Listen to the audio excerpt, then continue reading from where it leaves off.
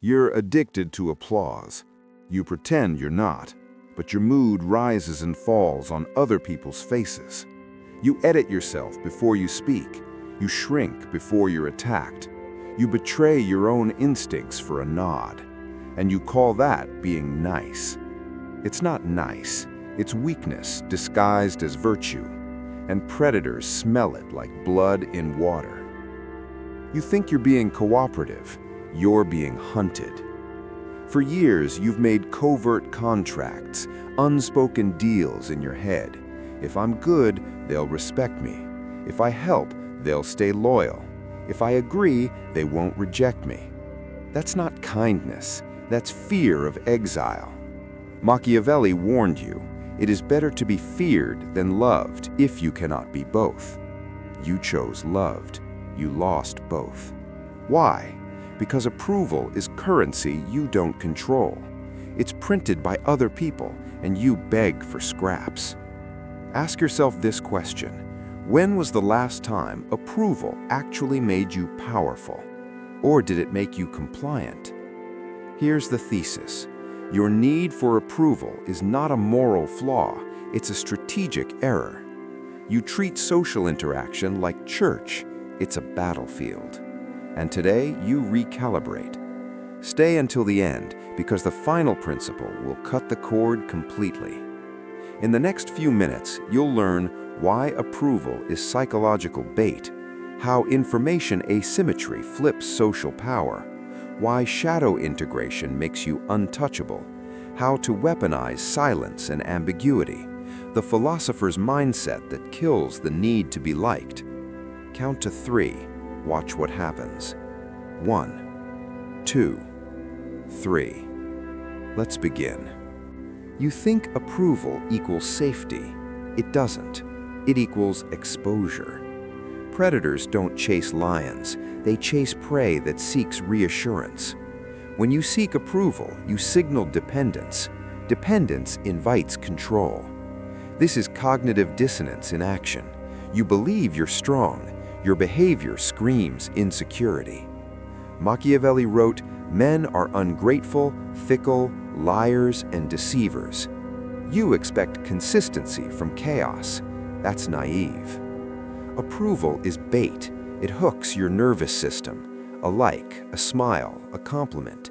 Dopamine fires. You comply. Ask yourself, who benefits when you crave validation? Not you.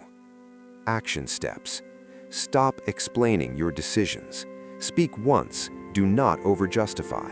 Make eye contact, then go silent. Let discomfort breathe. Discomfort is your forge. Silence is your shield. When you stop fishing for praise, something shifts. People lean in. But that's only surface-level power. The real advantage comes from what you don't reveal. And that brings you to information asymmetry. Power flows to the one who knows more. Information asymmetry is simple. You reveal less, you observe more. Foxes survive among lions because they gather data. You, however, overshare. You confess your doubts, you broadcast your plans, you narrate your emotions. Why? Because you want reassurance. But transparency without strategy is surrender. Machiavelli again, everyone sees what you appear to be. Few experience what you really are. Your mistake? You make your interior public. Predators calculate in silence. Hyenas laugh while studying weakness. Ask yourself this: who knows more about you? You about them, or them about you? If it's the second, you're exposed. Tactics. Answer questions with partial truths. Ask more than you answer. Delay responses intentionally. Change topics when probed too deeply. Count to 3 before speaking. Watch who rushes to fill the gap. Silence unsettles insecure people. It magnifies confident ones. You're not being mysterious, you're being strategic. And strategy requires confronting something darker, your shadow. Stay with me, because most people never cross this line. You pretend you're pure. You suppress anger. You deny envy. You hide ambition. That's not virtue, that's fragmentation. Shadow integration means owning your darker impulses, not acting them out recklessly, but acknowledging them consciously. Carl Jung warned, "Until you make the unconscious conscious, it will direct your life, and you will call it fate." You call it bad luck. It's unintegrated aggression. When you deny your inner wolf, it leaks out as passive aggression, as sarcasm, as resentment. Predators don't fear suppressed men, they fear integrated ones. Ask yourself, what do you secretly want that you're ashamed to admit? Status? Dominance? Control? Own it. Action steps. Journal your resentments. Identify where you feel small. Confront one person directly this week. Speak a boundary without smiling. Stop apologizing for taking space. You are not prey learning to roar. You are a lion remembering.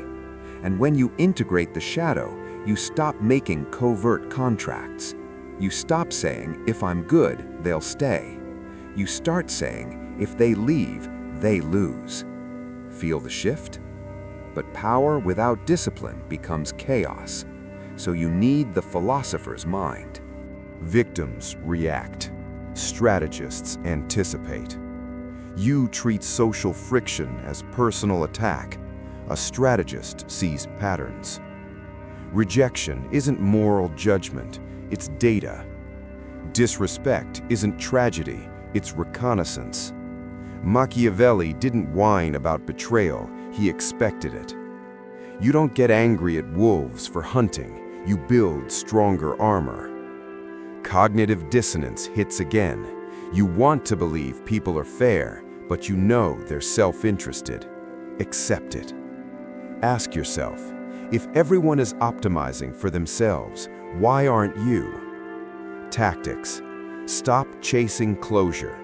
Replace emotional reactions with analysis. Map incentives in every relationship. Ask, what does this person gain? This is not paranoia, it's clarity. Clarity creates emotional sovereignty, and sovereignty kills approval addiction. But there's a final weapon most ignore: silence as dominance. Stay until the end, because this is where you cut the cord. Noise is for the insecure. Predators don't bark constantly, they stalk. You fill silence because you fear rejection. You text again, you explain again, you apologize again. Stop. Silence creates tension. Tension creates gravity. When you withdraw attention, people feel the vacuum. Information asymmetry deepens.